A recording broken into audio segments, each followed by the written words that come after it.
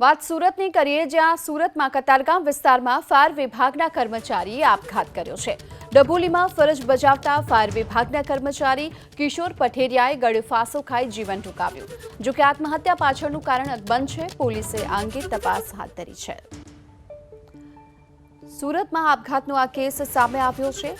સુરતના કતારગામ વિસ્તારમાં ફાયરના કર્મચારીએ આપઘાત કર્યો છે। ડભોલી ફાયર વિભાગમાં તેઓ હાલ ફરજ બજાવતા હતા અને આત્મહત્યા કરી લેતા પોલીસે આ અંગે તપાસ હાથ ધરી છે।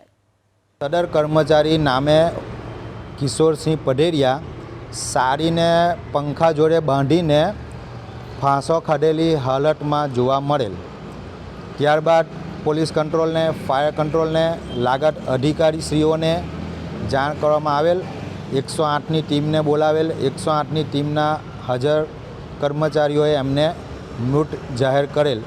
ત્યારબાદ પોલીસ ઇન્વેસ્ટિગેશન ટીમ અને પોલીસ ટીમ દ્વારા સદર બોડીને સ્મીમેર ખાતે રવાના કરેલ છે, જેથી કર્મચારી આજે હાજર નથી।